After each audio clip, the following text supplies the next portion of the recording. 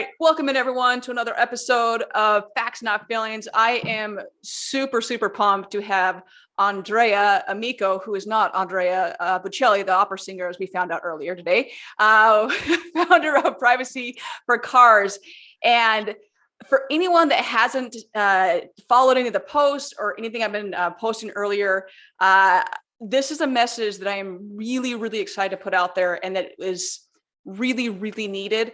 And so I'll do a little bit of intro, but I really want to spend the most of the time handing it over to you, just because this message is, I just, for some reason, I'm sure, like as we discussed earlier, just thought that everyone knew exactly what your company did, because I used to travel nonstop. And so before what having this my company now and being in the auto industry, and I traveled all the time. So I was always in rental cars, and the minute I would put my phone into the car and you just travel, you get in there and you see 10 different names on the rental car, and you're like, holy shit, why do these people not delete their data, and do they know what they're doing?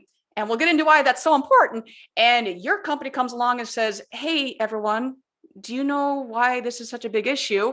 And Privacy for Cars is born, and you've been around for a while, and what your message is and what your product is such a necessity. And I'm so excited to have you on today to spread this message of why it is so important, and how the auto industry, there's so many people out there that are super intelligent and moving this industry forward, and just honestly just don't know the pitfalls of what happens when this industry, when we as consumers or OEMs or the rental car agencies or insurance agencies, insert whatever else at this point, what's going on. So I'm going to hand it over to you, and tell us how you got in the industry and how thankful I am for you to start this company. So take the floor. Brooke, you're way too kind. This is Andrea Amico. Thank you for having me here. We already started chatting before, and I enjoyed the pre-recording conversation, so I'm sure that this is going to be fun. So thank you for having me. So Privacy for Cars. We are the first company to try to create protections for privacy and security of data collected by cars. I know that's probably a new concept for people that are listening, but hey, here's the news. You probably are thinking a lot about privacy and security on your computer. You're thinking about privacy and security about your phone. Cars are no different. In fact, we call them the third screen. Cars collect a lot of personal information, and that creates issues for both companies and individuals. And so we work every day to try to make those protections real and help both consumers and companies be more protected. Which is a really big thing. And I want to reiterate the fact, the third screen, and you and I are talking offline a little bit of you speaking and saying, I know I personally, the last time that any of us turned in our phone to your agreements up and we take it into someone, are we giving that phone over before we delete the data? Not a chance in hell. So I'm not taking this phone and saying, hey, you take it, unlock it, I'm giving it to someone. No way. And that's the same thing with cars. And we'll get into that a little bit, but just as we have to start thinking of this in a different way, that cars hold everything. So how did you get into developing Privacy for Cars? When, like I said, I just figured everyone knew this, but obviously people don't, and kind of some of the stats behind it. Yeah, so I used to run, one of my old businesses was a used vehicle inspection company. And we had a couple of customers who were being investigated back in the Obama administration, so it's been a while now, under the CFPB for how they were treating data of customers. And so I thought, I wonder what's in cars. And then, I started to go through an audit of cars, and I was like, oh my gosh, people leave their home address in the garage, their codes. That doesn't sound good. And then I started to reach out to, industry associations and said, hey, this is what I found. Here are my stats. And what do you guys know about this? And nobody knew anything. As we were joking before, right? The industry is full of myths. Even people have been around for many years. They think they know how cars work, but that's not how car works. And so, it just became a passion of debunking all those myths and trying to create protections. And then eventually regulation changed in California at the beginning of 2020. And people looked at us and said, oh, you have a solution to remove data from cars and create an audit trail? That sounds interesting. And so that's when it stopped being just a passion project, brewing in the garage into a real company. And, now we have almost 40 employees, and we do business with a lot of big names out there. And Trinity has become a real company. Yeah, and it's going back to, the privacy and the data that's on there. So kind of speak to the minute someone plugs their phone into the car. I think that going to a couple things here, facts versus feelings, right? This whole show is about facts versus feelings, differentiating the two. The Apple is very, very secure. And, I have a Galaxy, I have an Android. For anyone that's an Apple lover, I know you guys are all going to say, you suck, Brooke. Why do you have an Android? Because I like my Note. I like my stylus. You guys don't have a stylus. That's why. But the minute we plug anything in, there are two things that happen. One, there's, Apple CarPlay, and then there's Android Auto. Oh, I have an Apple, so it's secure. Why don't you go ahead and debunk that one real quick? What happens? Yeah. So most people think that when you plug your phone, all the system does is that it mirrors what's on the screen of your phone into the screen of the car, so you can use your apps, etc. But there's no data transferred and stored in the car. That's not true. That people may feel that, but that's not a fact. The fact is actually the opposite. In fact, recently, a U.S. senator has introduced a bill to try to give back to Americans Fourth Amendment rights for vehicles. In case listeners didn't know, law enforcement and just anybody, including criminals, for them it's very easy to extract data from cars. And in case of law enforcement, they actually don't need a warrant to do that. So you get into an accident, they can decide to extract your text messages or whatever else, where you've been, what speed you were going, from systems that are not regulated. And so again, let's debunk this other myth that taking data out of cars is very hard. It really isn't. And all those protections you have in your phone, right? Because everybody knows, my phone is encrypted and it has a password, it has a PIN. Okay, so data is not encrypted. Your only factor authentication is the key. So think about how many people had the keys to your car in the last year. And that's the level of security that we have with cars. Mm-hmm. And so we go to taking this a step further is that I was recently in Florida, and we had to rent a car. And I consider myself a bit of a tech person, we'll say. I do pretty well with tech stuff. I get into the car, I plug my phone in. Now, I do not use Android Auto in this car. All I'm using is Bluetooth. I'm not going to say the brand of car. I'm not going to say anything like that. All I use is Bluetooth. And it pops up with the, privacy notice from hell that you're trying to read through. I need a law degree to figure out what the hell it's saying. I can't understand it. All I know is I'm smart enough to know that whatever it's saying, it's lying to me. I first know that. And then I need to delete the data. So the time comes in to turn in the car. Now, I want to reiterate, I did not use Android Auto. So all I'm trying to do is to unpair it and to delete the data from the car. It took me over between 5 and 10 minutes to delete it. Now, this is someone that does this regularly and knows what I'm doing. And it took me 5 to 10 minutes to do this. Now, if I had your software, it would have been a lot easier, but I just go, this is someone that knows that they need to do it, that knows what they're doing. And it took me that long to do it. And I did not have Android Auto. If I would have done that, I would have had to delete more stuff. But this is something that, and as you know, that those privacy notices that pop up aren't always accurate. I mean, I've had other experiences and other brands of newer cars that pop up and I don't want them to share my data. And it's like going through a time continuum, trying to figure out what it's saying. Once again, needing a law degree and just saying, I don't want you to share my data. I don't want you to store my data. And then it's saying, well, if you choose this option, you're not going to be able to have all the other fun tools that come with it. I'm like, well, I'm just trying to stay safe and have my hands free and my speech to text. You're telling me if I opt out of the storing of all my stuff, you're not going to let me use all the other, features. Like, why are you punishing me, the consumer, when I paid for this vehicle? So you know more about this than I do. So I guess talk on that a little bit. Yeah. So let's start with, how easy or simple it is. And again, a lot of people think that they know what they're doing, and many, maybe they are. I can tell you the stats are that last year, when we looked at cars for sale, we literally audited hundreds of cars. So it's a very large statistical sample. We discovered last year that more than 4 out of 5 cars in the United States are resold with the data of the previous owner. We also have seen, companies that claim that they are deleting the data. And so we audited their samples. And typically, 30 to 70% of the cars that they process have data left behind from the consumers. And so, realize that it's very easy to not know what you're doing. And you come from the car world, right? So this is not any different than, somebody inspects a vehicle. How often do they miss a ding or, a dent, a little scratch? All the time, right? But the problem is that if you have a procedure to remove data, the equivalent of missing a ding is the outcome is binary. You either took out the data or you didn't, right? And so it's very easy to make small mistakes that people really don't realize that they're doing.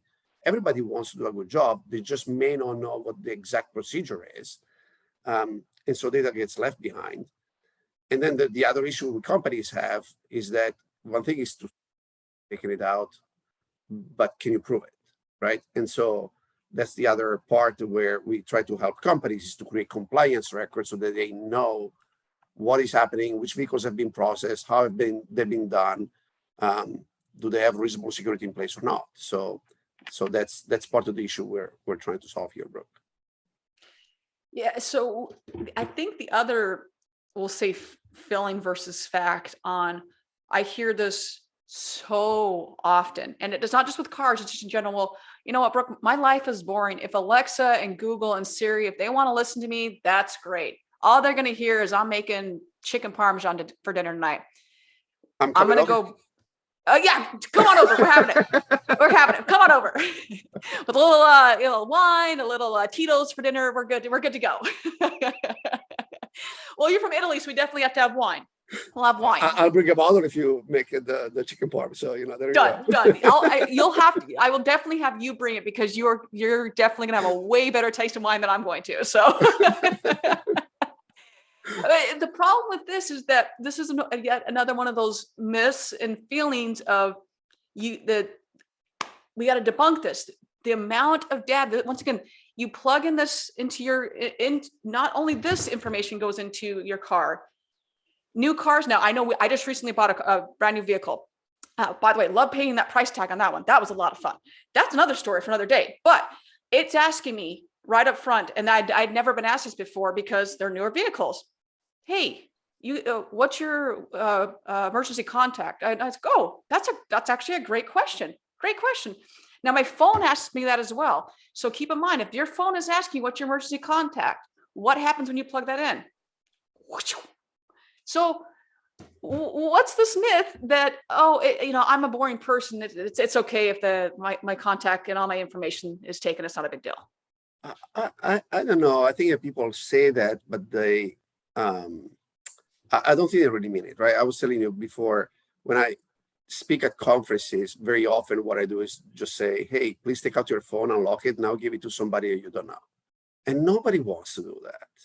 Nobody wants to do that, right? I mean, unless you're prepared to literally hand your phone to a complete stranger, you are not prepared to sell your car without the data being removed, because it's going to end up in the hands of a stranger. Yeah. And many strangers are very nice people, okay? Occasionally they are not. And that's the same reason why, can I give my phone to a stranger? Why we don't want to do it? Do we expect that everybody out there is a criminal? No, but there's enough not nice people that you don't want to take the risk, and you really shouldn't. So cars, again, are no different than your phone. There's data comes from two sources, right? One are the sensors in the car itself. And so cars will know how much you weigh, for instance. I don't know if you realize this, but every time you sit in a car, you're jumping on a scale. They will know what are your driving habits. They actually build the detailed profiles. They literally profile you and fingerprint you based on how you drive, what music you listen to, how you interact with the vehicle. And that profile is used for a number of purposes, including selling you stuff and selling your data to other companies. They have health information. Today, they have biometrics. In fact, I think you and I were talking about the fact that Tesla has been sued just this past week in Illinois for collection of biometrics data through their driver monitoring system. They have today their credit card information. You can buy stuff on cars, right? And so that means your payment information is attached to the car. You sell the car, the payment information is still attached. And so that's what's captured by the car itself. And then, as you were saying, right, that's how we started the conversation.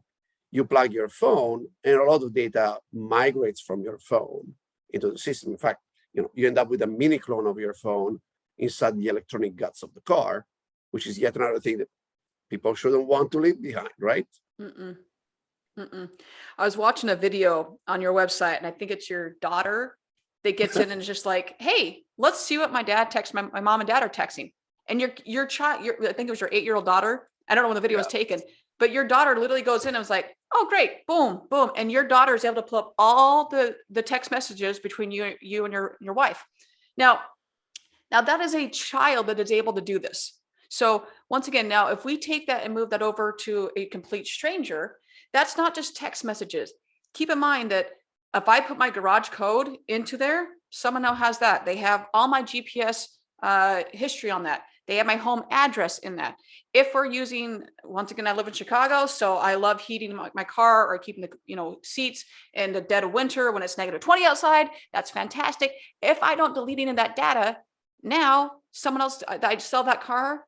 I know whoever has that car now, I can start that car if it's in Arizona. I have all that information.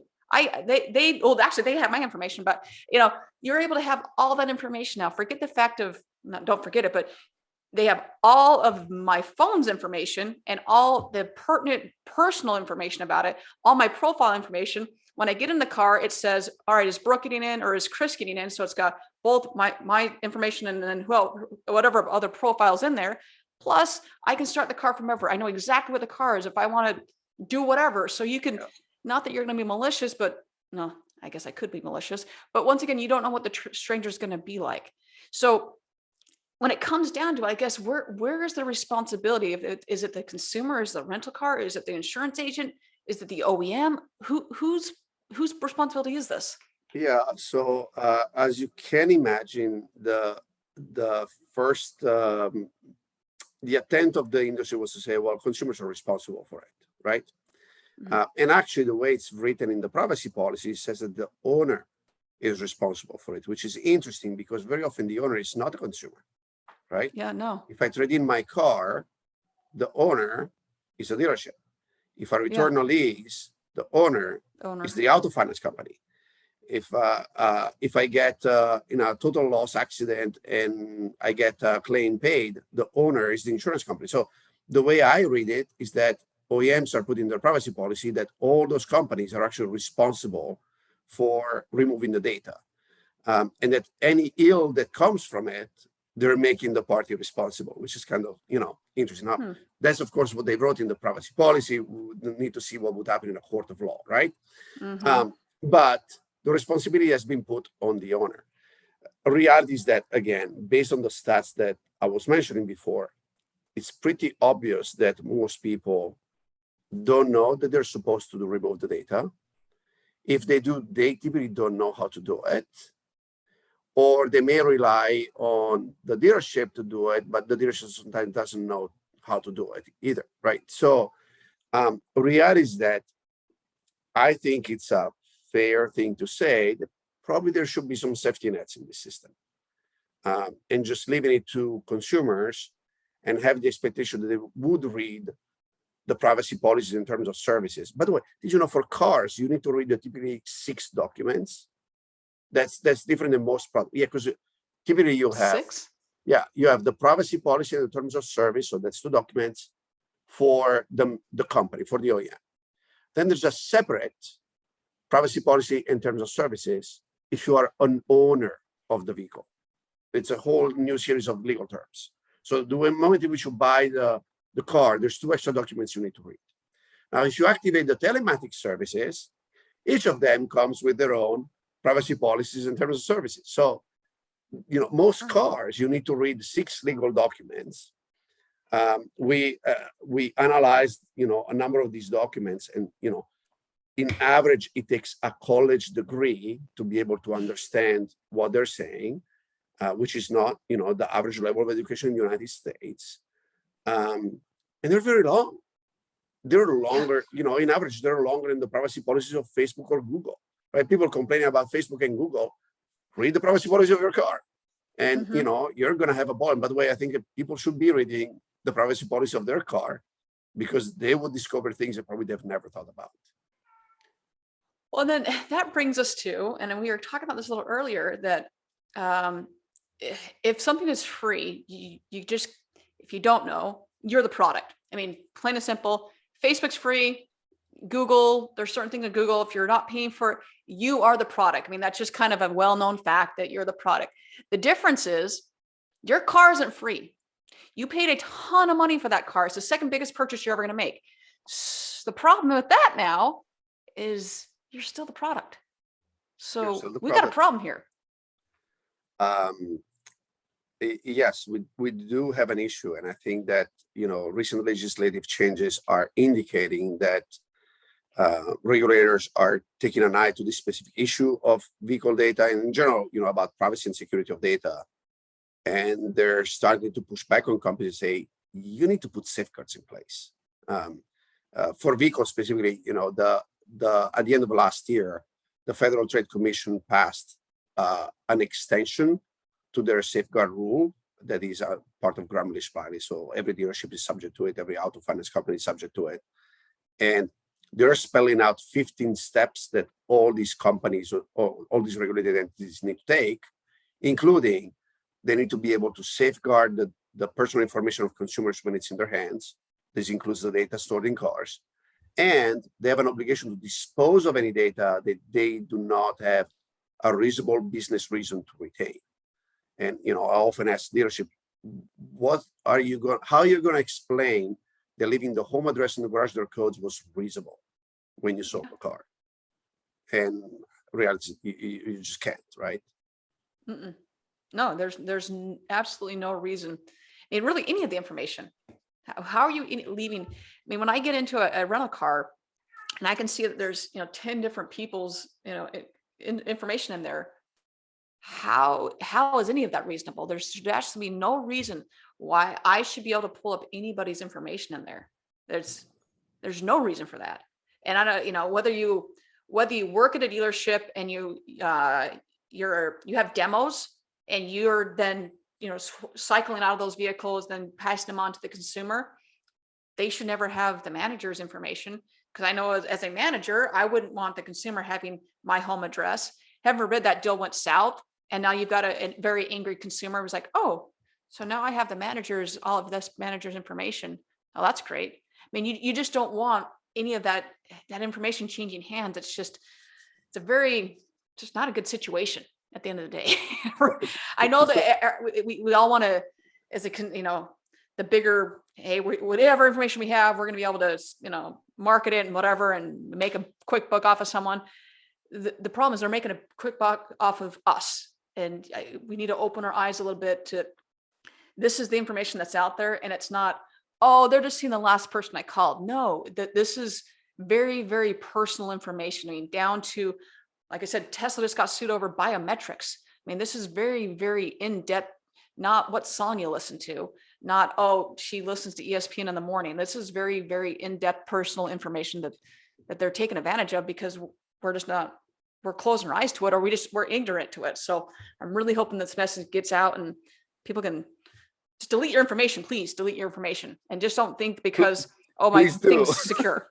Pardon? Yeah, no, please do. I mean, this is just, this is good hygiene. This is like washing your hands, right? It's yes. You should do that. Yes. So with privacy for cars, what all does it?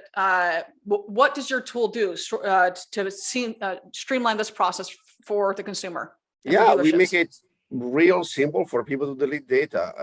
By the way, consumers, they have access to a free app. It's a free download on both the App Store and Google Play.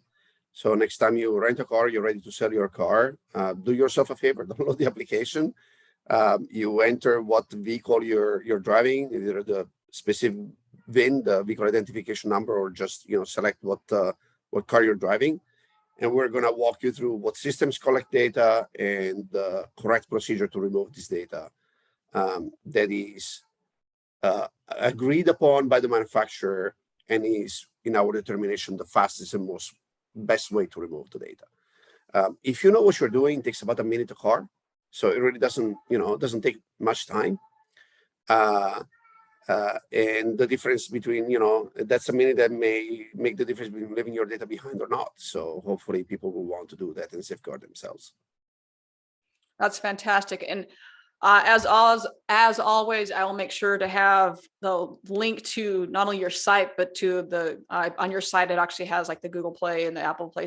Yeah, Google Play and Apple Store. Can't even remember straight now. Thank you. I'll have it on there. But people can just search privacy for cars. There's nothing else that starts with privacy number 4. So once you hit privacy number 4, it autofills, and that's us. So that's what we do. Yeah. Okay. And then if people want to follow you, where can they follow you? So we are very active on LinkedIn, just because we're talking to dealerships and other auto businesses, so we're very active there. We also are on Twitter at Privacy for Cars. That communication is more targeted to hackers and that kind of community, which I have a lot of contacts with. And I enjoy very much interacting. Twitter apparently is a big thing in the hacker community, so I enjoy doing that. And then we are recently on Instagram, and I think we're in the process of setting up. My heart is crying, but I think we're in the process of setting up a page on Facebook. So, eventually we'll be there too. But fantastic. You're getting it rolling. Sounds good. Yeah. And I noticed when you're on the site, I mean, there's frequently asked questions, there's videos, what happens exactly when I plug into my phone in the car. I mean, there's all these helpful videos on the website. So just privacy, the number 4 cars.com. And as always, like I said, I'll always drop it in the link. So whether you're watching this on YouTube, whether you're, listening to it in podcast land, wherever you get the podcast, I will have all these links for everyone to view. Just educate yourself. At the end of the day, that's what this whole thing is about, is educating industry, educating each other. So yeah, the website is literally an education tool, as you've seen, right? We're just trying to explain basic facts. What data is in cars? How does it work? What happens if I do this? What happens if I do that? So we're trying to literally get rid of the feelings and get more facts. Funny concept. And one thing that we are recently launched is this cool surveys that we're piloting right now. It's called Assert Your Rights. And reality is that people have a lot of data rights. They can do a lot of things, but they just don't know about it. It's really hard to navigate, to know which laws apply, how do you file certain requests, etc. So we'll help you for free. So if you're selling your car and you don't know, how to disconnect your vehicle and what data my manufacturer may have collected, and has it gone to my insurance company or whoever else, just click in there, fill the form, we'll do the work for you. We'll do it for free because it's fun to do it. And I think that's a big one. I mean, I remember back when I was with State Farm at the time, and State Farm, I think they may have been the first one. This is probably, I don't know, 9 years ago, probably. And they were starting to do the, track how you're driving, or whatever. Yeah. And I had a friend in the industry, and he just said, don't do it. He goes, it tracks everything you're doing. Now, this is a long time ago. Now, every single insurance company now tracks everything. So I'm in my new car and vehicle, and it now tracks how fast you're driving, I'm like, holy shit, like this thing literally tracks everything. And you're getting it on the app, and it comes through and it's like, okay, so when Brooke's in the car, she's driving like this. When Kristen is in it, I'm like, so going back to insurance companies, I'm like, is this being sent? Like, you don't have my insurance information, but is this being sent to the insurance company? Is this going to raise our rates? Is this going to lower our rates? Like, the fact that you're tracking how smoothly we're driving that's kind of creepy. So yeah, just another thing to think about of how you're driving. And just so you know, your privacy policy says they have the right to share with third parties, including insurance companies. So there you go. That's your answer. Yeah, and if you have taking that one step further, is if most people have their insurance app on their phone. So if that's plugged in, I don't know if I'm not sure if that's synced up there, but you may not put your insurance company in there, but everything shares everything. And so it's just, you got to understand the minute that phone gets plugged in, you're giving up everything. And so don't think because my phone is encrypted or my phone it's safe. It's the same thing with text messages. I mean, the minute you think they're encrypted, well, as soon as you add some emoticon or some making yourself into a cat and making your face look funny, you've lost that privacy. It's the same concept. So it's just education, my friend, education. Well, Brooke, thank you for spreading the good word. I surely appreciate it. I think Thank you. All right. So anyone that comes on the show, we got a few questions for you, just a few lightning questions. So first and foremost, what are some of your favorite hobbies? What do you do to unwind? I like to spend time with my kids, and not only hacking cars, I promise, but So actually I did that because a lot of people were saying, well, it's really hard to take data out of cars. I'm like, okay, I'll teach my 8-year-old. Let's see how it goes, right? So, it's, but yeah, I love to spend time with my kids. Awesome. I love that answer, by the way. All right. So favorite vacation spot, you've got either you can have a one-way ticket and you're not coming back, or you got a round trip ticket. Where are you going? So I'm originally from Italy. I like taking my kids back to Italy. I actually been invited to go to a conference in Venice next month, and my wife told me in a nanosecond that she thinks she needs to supervise me, so she's coming with me. I think it's a great idea. So the next vacation is Venice. Love it.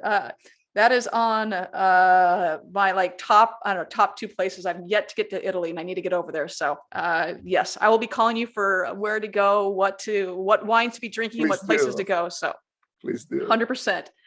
All right. So we've kind of answered this a little bit, but what is the biggest thing that you're differentiating facts from feeling in what you do? Because I know there's so many out there. What is the biggest one? I'm trying to take out the disinformation there is about vehicles. That's my niche. And look, I started the company with the idea that by the time my daughter, who's now is 10, drives, privacy wouldn't be an issue. I think I'm going to be failing, but hopefully I'm going to make it a lot better than it was, when I set that mission 7 years ago. Awesome. I love it. All right. So being a disruptor in the industry, what is the hardest or the best lesson you've learned doing what you do? I mean, life is a tough teacher because first you get the test and then you learn the lesson, right? So everything I learn is through mistakes, and that's okay, right? There's a lot of things I tried to do in the past that I failed at, and that's how I try to make it better in the future. So I think that's my answer right there, right? No, that's try to not make the same mistake twice and keep making mistakes, and that's okay, Yep. Yep. I agree 100% with that one. Last one is, what advice would you give your younger self? I don't know. The hindsight 2020. I think it's very easy to say, I wish I had done this. I wish I had done that. I actively try to not think about decisions I've made, even yesterday or 20 years ago. I always try to figure out how do I make the next decision better. But probably I would have left McKinsey earlier. I would have started a path of entrepreneurship a little bit earlier in my life. Okay. Nice. All right. Well, it's been such a pleasure. Thank you so much. One, thank you for making this product, because this is an incredible product and the message needs to get out there, but also just thank you for being on the show and spreading the word. It's been just a pleasure speaking with you and getting to know you a little bit better. I really appreciate it. Same here. And so am I coming for dinner tonight with the chicken parm? Yes, 100%. Yes, 100%. Come on over. Thank you, Brooke. We'll send the plane that is invisible. You won't know it's there. You just kind of have to listen for it. And maybe it shows up, maybe it doesn't. I don't know. We'll see. Brooke, thank you so much. I really appreciate it. Thank you so much. Thank you so much. Everyone, have a wonderful rest of your day, your weekend. As always, be kind to people. you never know, like as I say all the time, you never know when someone needs a hand, a helping hand, or just a kind smile. So just be kind to someone, help someone in need. And if you're liking the content, share, like, comment. Let me know what else you want to hear. If there's someone else you want to hear, have on the show, let us know, and have a wonderful rest of your week. Thank you.